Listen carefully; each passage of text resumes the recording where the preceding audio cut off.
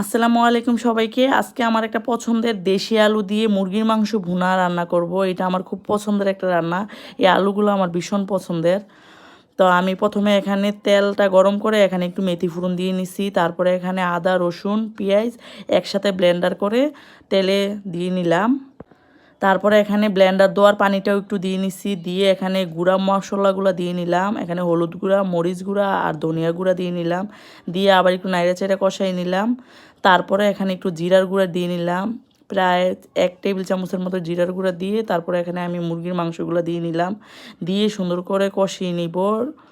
কষানো হয়ে গেলে যখন মশলার কালার চেঞ্জ হয়ে যাবে, তেলটা উপরে ভেসে উঠবে, তখন আমি এখানে আলুগুলা সিদ্ধ করে তারপর এখানে ছিলে নিছি লাল আলুগুলা দিয়ে নিছি। আলুটা প্রথমে দিবেন না, কারণ কি আলুটা তো সিদ্ধ করা, মশলাটা দিয়ে মুরগিটা কষানোর পরে আলুটা দিলে ভাল লাগে। তারপরে এখানে আলুগুলো কতক্ষণ কষিয়ে নিব।